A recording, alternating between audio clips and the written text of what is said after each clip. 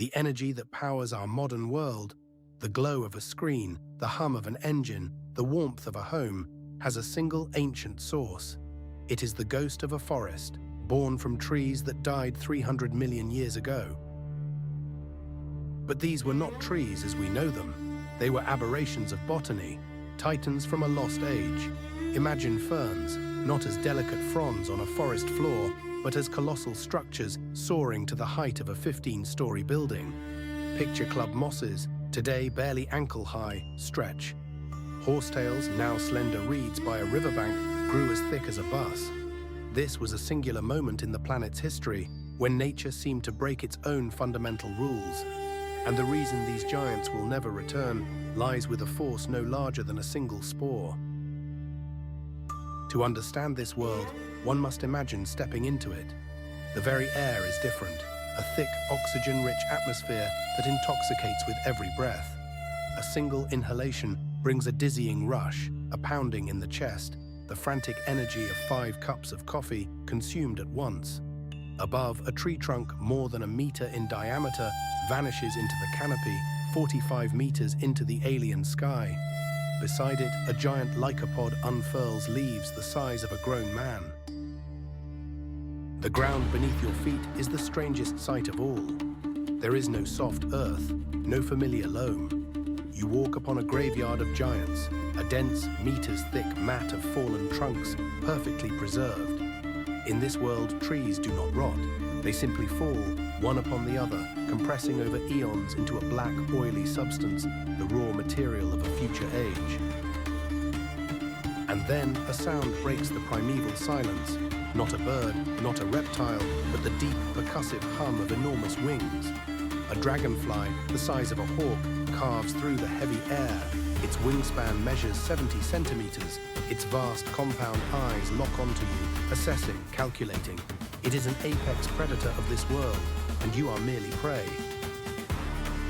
This was the Carboniferous period. The question is not just how, but why. And the answer begins, paradoxically, not with an explosion of life, but with its near-total annihilation. 374 million years ago, the planet's oceans became a tomb. In the span of a few thousand years, a mysterious blight swept the seas. Entire reefs died, bleaching into silent underwater necropolises. For decades, the cause remained a mystery until scientists found a microscopic clue in ancient rock. Fossilized plant spores, billions of them. But they were malformed, their genetic integrity scorched by a brutal bombardment of ultraviolet radiation. The evidence was undeniable. Earth's protective shield, the ozone layer, had been stripped away, leaving the world naked and vulnerable to the sterilizing rays of its own sun. The sky ceased to be a shield. What force, what cosmic event, could strip an entire world of its atmospheric armor? The answer belongs not to geology, but to the violent life and death of Trinova, somewhere perilously close to our own solar system. When a massive star exhausts its fuel, it collapses and then rebounds in a final incandescent roar, throwing vast streamers of lethal radiation out into the cosmos. Gamma rays, high-energy cosmic particles, a cosmic fusillade traveling at the very speed of light. And when such a torrent strikes a living planet, its protective ozone layer is not eroded, but shredded, annihilated in a matter of hours.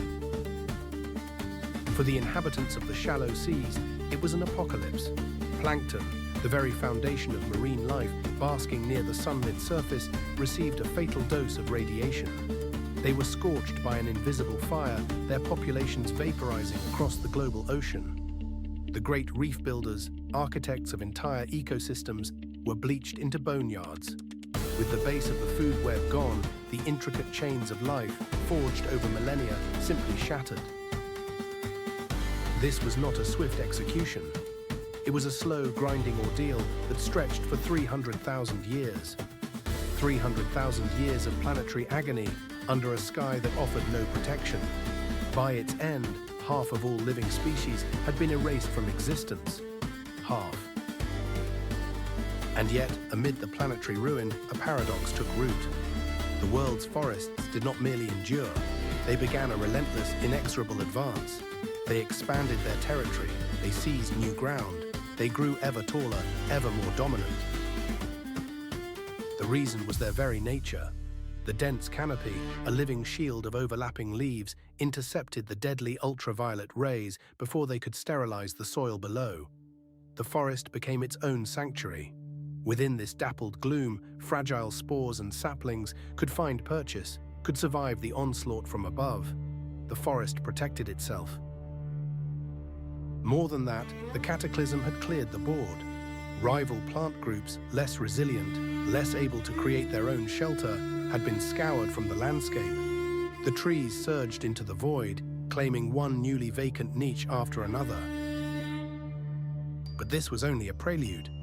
The true revolution, the master stroke of plant evolution, arrived late in the Devonian period. The first gymnosperms appeared, plants that reproduced not with vulnerable spores, but with seeds. And this changed everything. A spore is a tiny, defenseless, single cell. It must land on moist soil and germinate almost immediately, or it perishes. It is a desperate gamble. A seed, however, is a marvel of engineering. It is an armored vessel for life itself, containing a complete embryo and its own packed supply of food. It can lie dormant in the earth for months, for years, awaiting the perfect conditions. It can survive drought and cold. It can travel vast distances. Armed with this innovation, the plant kingdom broke its chains to the water's edge. They marched inland, conquering the arid continental interiors, scaling mountains, claiming territories once considered barren and uninhabitable. The green offensive was now unstoppable. We arrive at a moment some 359 million years ago, the dawn of the Carboniferous period. And here, the world's flora was seized by a fever of gigantism. Trees began to grow to sizes unseen before or since. Tree ferns soared to heights of 45 meters. Giant club mosses swelled to the girth of a modern bus. Horsetails, once humble reeds, erupted into colossal trees with leaves a meter long. What was the secret to this primeval ambition? The answer was not in the soil, but in the very air these giants breathed. The atmosphere's oxygen content had climbed to an astonishing 35%. Today, it stands at 21%. The air of the Carboniferous was a third richer, a dense, energy-rich medium. This atmospheric shift had a profound effect. With every cycle of respiration, plants could extract far more energy. Their growth became explosive. They grew faster, taller, stronger. The cosmic violence that nearly sterilized the aplanetary scale disaster, and from that disaster, the world's forests inherited the Earth, turning the ashes of yesterday into the very foundations of tomorrow. Yet it was among the world's crawling and flying things that the most astonishing transformation occurred. In this ancient oxygen-drenched atmosphere, insects were unshackled from their familiar dimensions, swelling into the titans of a fever dream. Consider the Meganeura. To call it a dragonfly is an understatement. This was an aerial predator with a wingspan of 70 centimeters, a terror gliding through the humid air. For perspective, a large dragonfly of our own time measures barely 10 centimeters from wingtip to wingtip. The Meganeura was a leviathan in comparison. Its enormous, multifaceted eyes, shimmering mosaics of 1,000 lenses, could track prey from tens of meters away. Its powerful, serrated mandibles were not for sipping nectar. They were tools for shearing through the chitinous armor of other insects, a guillotine in the sky. It was the undisputed sovereign of this alien air, its shadow a harbinger of swift and certain death. And on the forest floor, another giant stirred, the Arthropleura, a millipede stretching 2.5 meters in length, its body as thick as a human leg. A segmented, armored creature scuttling through the damp litter of the forest floor, a living tank of sinew and shell. It was a herbivore, yet its formidable plating was so robust that predators gave it a wide berth. One must pause to conjure the image, a creature the size of a crocodile, not hunting, but placidly chewing on decaying fern fronds themselves the size of refrigerators, a gentle giant whose very presence reshaped the meaning of fear. How could such impossibilities exist? The secret was in the very air they breathed. The respiratory system of an insect is a passive marvel, a network of tubes that relies on the simple diffusion of oxygen. The greater the concentration of oxygen in the atmosphere, the more efficiently this system operates and the larger the body it can sustain. In the Carboniferous period, with oxygen levels reaching an incredible 35%, the biological floodgates burst open. The size of insects simply exploded. But this oxygen-rich world concealed a darker, far more terrifying consequence: fire. At such a high concentration of oxygen, the planet itself became flammable. Even damp, living wood, green and full of sap, could erupt into flame from the slightest spark of lightning or friction. The great Carboniferous forests were in a perpetual state of combustion. Fire was not a rare disaster, it was a constant ecological force. Conflagrations would sweep through the same territories again and again, a relentless cycle of destruction and rebirth. Analysis of the coal seams formed from this era reveals a staggering statistic. The concentration of charcoal can reach 70%. This is the planet's own forensic record, testifying that more than half of all the wood that ever grew burned. Unimaginable firestorms, walls of flame hundreds of feet high, roared across the swampy lowlands, incinerating everything in their path. Trees fell in flaming ruin, their bodies turning to pure carbon. Yet from the ashes, new life would spring, reaching even higher, growing even faster. Life was astonishingly productive, terrifyingly fast, and unbelievably dangerous. This raises the ultimate question: where did all of this excess oxygen come from? Why did the atmosphere's life-giving gas increase by nearly half?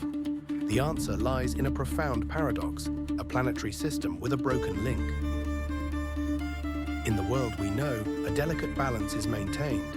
A plant, through photosynthesis, inhales carbon dioxide and exhales oxygen. It grows, lives, and eventually dies. As it falls to the earth, the second half of the cycle begins. Fungi and bacteria, the great decomposers, go to work. They break down the dead organic matter, consuming oxygen and releasing the plant's stored carbon back into the atmosphere as carbon dioxide. What is produced is eventually consumed. The books are balanced. But in the Carboniferous, something went profoundly wrong. The colossal trees died and fell into the vast, stagnant swamps. And there they lay. They did not rot, they did not decompose.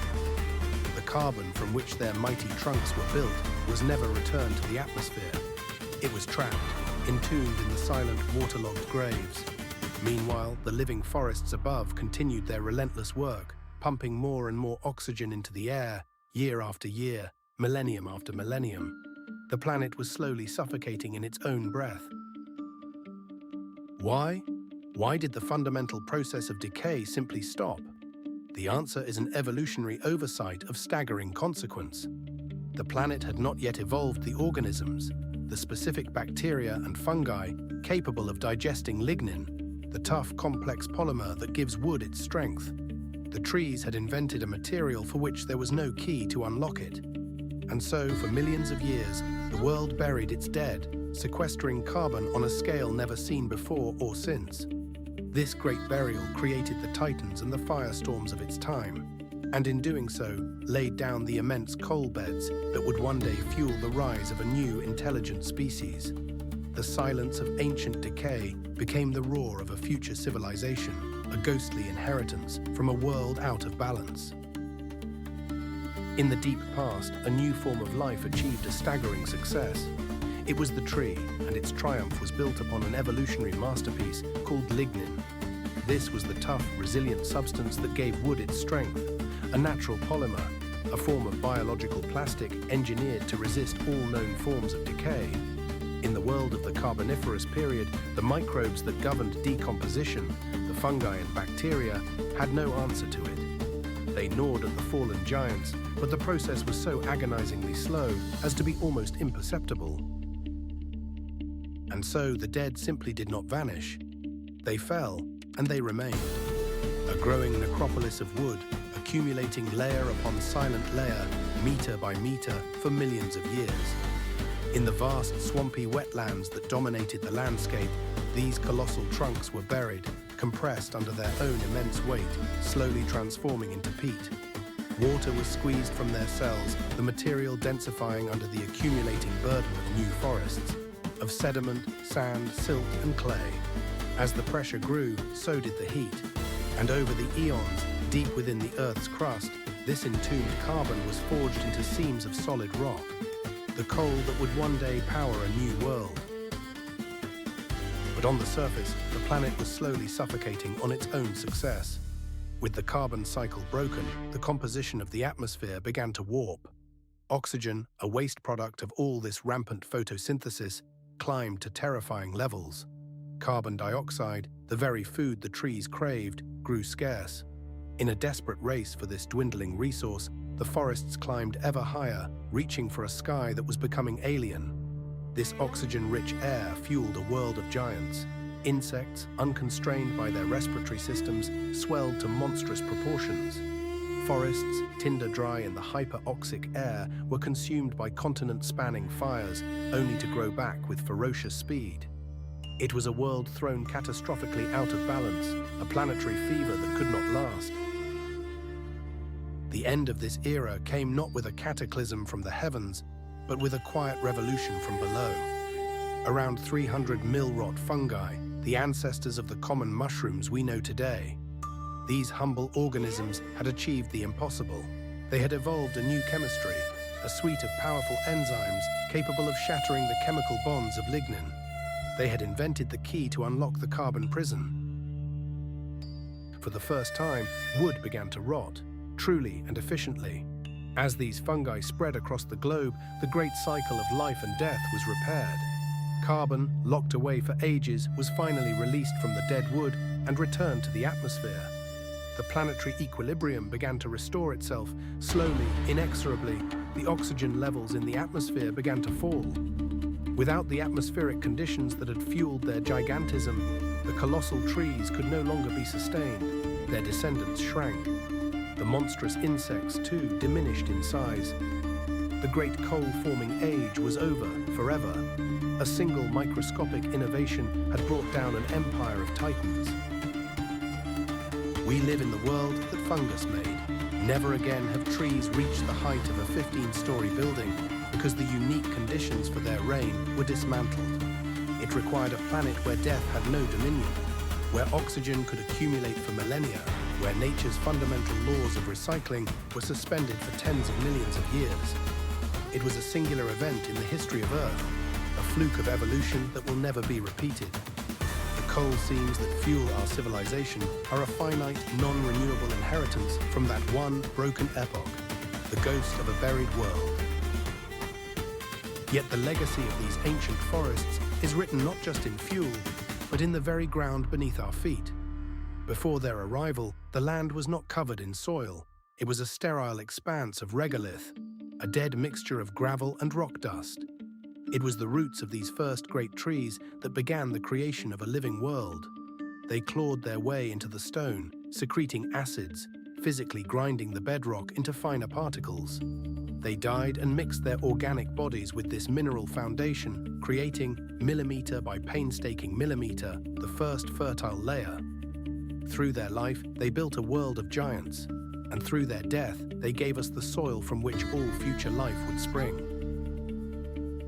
The very ground upon which our civilization is built owes its existence to a silent planetary revolution. All agriculture, every morsel of food, springs from the soil, a living mantle woven by the first great forests. They began a radical transformation, re-engineering the very air itself. The process of photosynthesis, perfected in the sprawling swamps of the Carboniferous period, still generates the oxygen we depend upon. Each breath we take is an inheritance from these ancient giants. They made the land itself habitable. Before their reign, the continents were little more than sterile rock and dust. The first amphibians that crawled from the sea found a desolate wasteland, devoid of shelter, shade, or sustenance. But as the forests spread, they created a world within a world, a humid, shaded realm teeming with new possibilities. They offered food, they provided cover. Without them, the lineage of reptiles, mammals, and ultimately humanity might never have begun. These forests became the planet's first great thermostats. By absorbing vast quantities of carbon dioxide, they cooled the global climate. So much carbon was pulled from the atmosphere and locked away in massive deposits of coal that it triggered one of the most profound ice ages in Earth's history. They held the power to command the climate of an entire world. To hold a piece of coal is to hold time itself. It appears as a simple black stone, cold to the touch. But within its dark facets lies the compressed energy of a sun that shone over 300 million years ago. These are the fossilized remains of colossal ferns that towered as high as a 15-story building, the cells of plants that witnessed dragonflies with the wingspan of a hawk, and millipedes the length of a crocodile. Our world runs on the energy of theirs. The Industrial Revolution was ignited by the ghosts of the Carboniferous. To this day, our modern civilization remains tethered to their legacy. Every kilowatt of electricity drawn from a coal-fired power station is a release of sunlight, captured by a silent forest an almost unimaginable time ago. These primordial trees did not merely adapt to their world, they remade it entirely. They transformed a dead, rocky wasteland into a green, breathing planet. It serves as the ultimate proof that life is no passive observer. It is perhaps the most powerful geological force known, a force capable of terraforming a world, not through conscious design, but through the simple, persistent act of reaching for the sun.